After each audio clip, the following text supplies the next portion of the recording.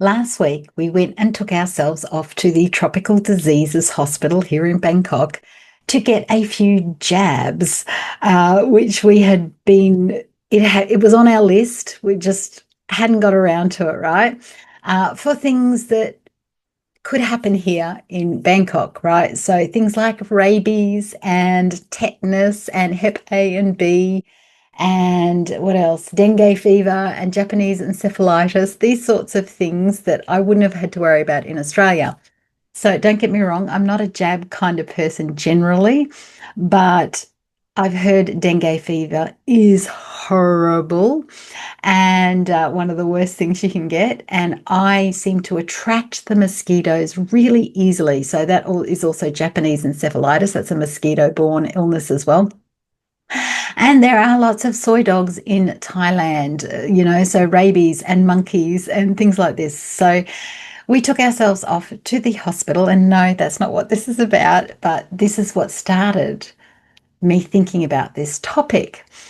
Because we get to the hospital, and as all hospitals are here in Thailand, they're very thorough. So before my lower body lift and before the surgeries that I had here in December, you had a pre-op check-in where I had a chest x-ray and an ECG, and they took all the blood tests, like all these things that didn't happen for my surgery in Australia for my arms. So they're very thorough like that. And so just to have the jabs, we had to see a doctor and, discuss what we're having, look at all our medications that, we might be on and all that sort of thing. But they also took a blood pressure. And my blood pressure was extremely low. It was 97 over 59 or something like that. And while that's not unusual for me to see, quite often if I'm in hospital, that is what my blood pressure is at. Many times I haven't been discharged from hospital on time because they have to bring my blood pressure up before I can go. So low blood pressure is it's not my first rodeo, right? But the nurse was really rather concerned about this and took my blood pressure a few times. And I said, "Oh, is this going to stop me having?" Because we'd been booked in for quite a few weeks to get these done.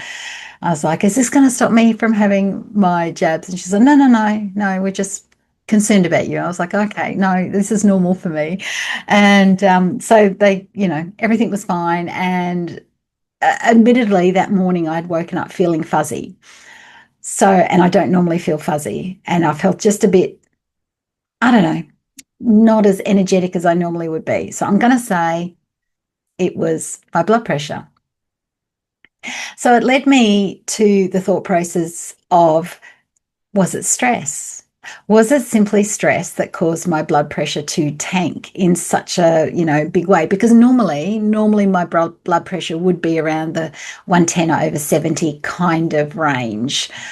So not terrible, not really low, but it's around that usually. And so I was like, oh, I wonder why that happened, because I could definitely feel it. I could definitely feel that I felt fuzzy and not quite right, almost like didn't matter how often I, rubbed my eyes, I still couldn't quite see clearly and just a bit like that. But walking home and catching the train home from the hospital, and by the time we got home and by the time the rest of the day wore on, I suddenly realized, oh, no, I could see clearly again. Everything felt better. And that's what made me think, was it the stress of just having jabs? Because it's not something I do ordinarily. It's not something I take lightly as a decision to do. If you're not a jab person, don't come at me, right? We all have to make our own decisions based on where we are and what we're doing. And so I did think, okay, can stress cause low blood pressure? And I looked it up, and yes, it can. So I was like, oh, that's really interesting. But a lot of other things came up around the low blood pressure and lipedema as well, and the connection. So I thought I'd just have a little quick chat about blood pressure and lipedema. And I'd love to hear from you guys if you have either high or low blood pressure and lipedema as well. yeah, share your experience, because this is a whole new connection for me, and I hadn't thought about it before until this time. But it was such a horrible feeling like that. So I was like, oh, I really need to dig into this. Now, in the past, before I had my arms done, I would have high blood pressure when I got it tested. Who can tell me why? If you're in this boat, you'll know why. It's because of how excruciating it is to have your blood pressure taken when you have lipedema arms. So 30% of us with lipedema also get it in the arms. Not everyone gets it in the arms. I know that over the years, some days having blood pressure taken on the upper arms was next level pain.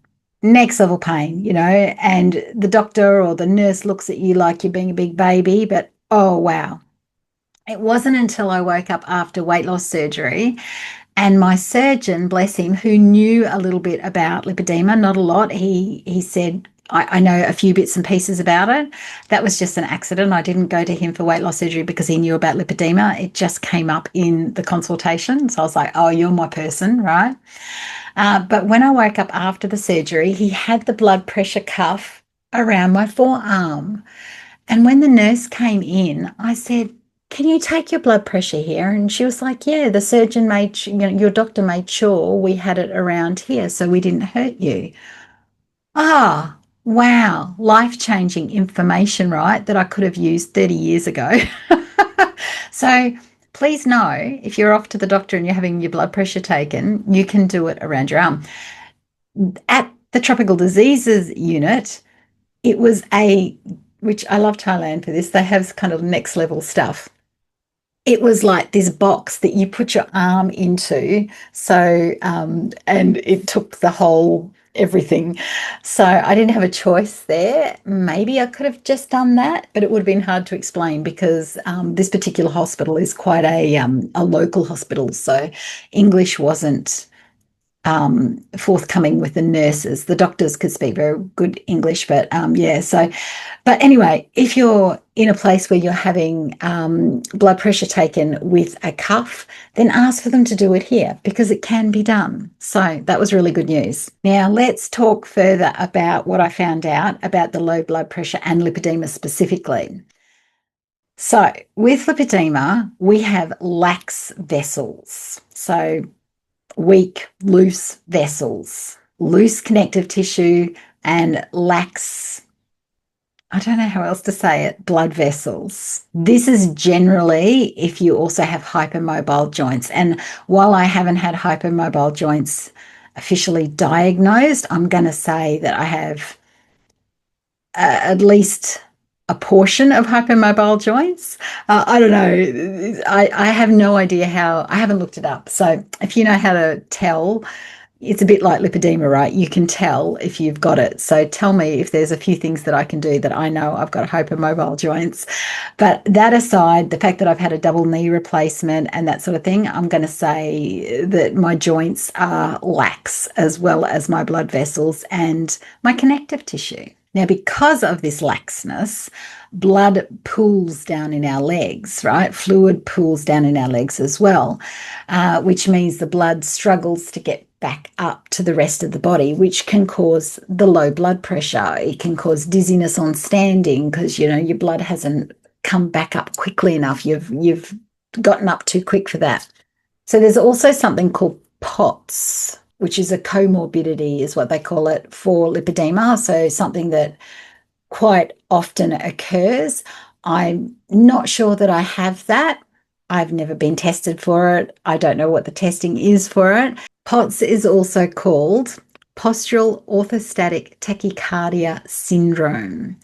And funnily enough, you can have both high blood pressure and low blood pressure with POTS, but it can cause dizziness, lightheadedness, blood pressure fluctuations. So not just one or the other, you could flip between the two. And when you live in hot environments, that could make it worse, which I do. So while I haven't checked out POTS, I get vertigo every now and again. I had a bout of it earlier in the year. It seems to have disappeared again. And the last bout of that I had was like 7 years ago, 8 years ago. Whether or not that's got anything to do with it and the change in environment and the change of heat, I don't know. Did the stress of having the jabs lower my blood pressure? Potentially. They've shown that stress can cause low blood pressure. Because when you're under stress, apparently, this is Eastern medicine, the body pulls all of the blood away from the middle of the body into your extremities, into your arms and legs. I'm guessing, I didn't read this, this is just my mind, so that you can run away, right? So you're under stress, your body thinks you need to run away from a tiger or a ferocious animal, and so it pulls all the fluid into the arms and legs so that you can move, right? Which lowers your blood pressure. Okay, so while I have low blood pressure at this point, keep in mind lipedema, you can go both ways. You can have high blood pressure, particularly when it's progressed and you've got a lot of inflammation going on. That's when the high blood pressure will come in, and that's just as big a problem. So having low blood pressure is not something to dismiss because it's not as dangerous as high blood pressure. It's still problematic because it tells you that your body is not working the way it should be. So that's what I'm always looking at, is like, oh, well, it's a bit like thyroid disease. Well, hypothyroidism isn't as bad as hyperthyroidism with danger levels in the body. It's still something that's not working in my thyroid pathway, right? And it shouldn't be just a matter of, we have this theory of, oh, well, it's not as bad as that, so, we'll just get on with life, right? I think that's a mistake. I don't try to look at things that way, although I do fall into that category sometimes. So all I can do now is try to stabilize my blood pressure. And I learned through my water challenge that dehydration can cause low blood pressure as well. So was I dehydrated the other day? I certainly didn't drink water going to the hospital that day because I knew we were going to be on the train and walking. It was quite a distance away. So, of course, you don't do things that is going to make you need to go to the toilet all the time. I have to watch my water intake. I have to make sure I continue with my sodium electrolytes, which I always consume and love. I also have to do things like legs up the wall, right? It's free. Putting your legs up the wall to help the blood not pool in your lower legs. Maybe that's a challenge I need to do. I tend to do things when I challenge myself to do them and test them over 30 days. But maybe I should be doing that as a challenge every, over 30 days, 60 days, and see if that makes a difference to my blood pressure. We have a blood pressure cuff in the house, so I could be testing myself every day and see if that makes a difference.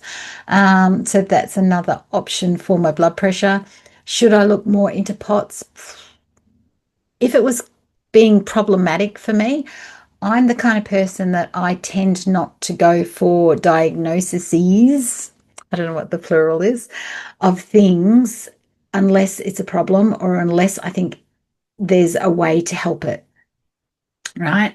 So if things are really serious and I can't get on top of something, absolutely. If I suspect I've got something, but the only thing that I can do about it is to take care of myself and do the hard things and, drink the water and all of that sort of thing, then there's no point in getting a diagnosis and having it on your cheat sheet or on your rap sheet for the insurance company to look at and decide how much they're going to charge you over, when it's something like, I know I've got to keep my inflammation down, I know I've got to keep my hydration up, right? I don't need a diagnosis to tell me that sort of stuff and to make me do that.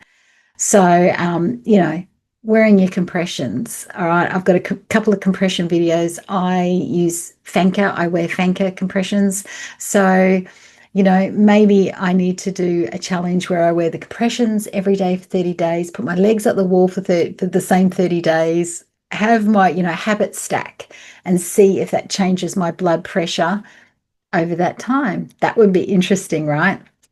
So there are lots of things that we can do. I think it's a mistake to think, oh, it's low blood pressure. That's okay, right? It's not okay. It's not ideal.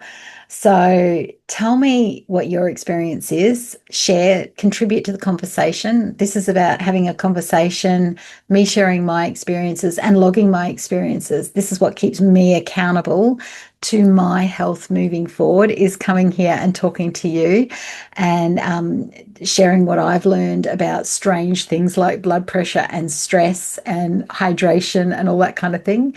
And a lot of you come back to me and tell me your experiences, which I absolutely love. So please continue to do that. Have you got POTS? Does that give you high or low blood pressure?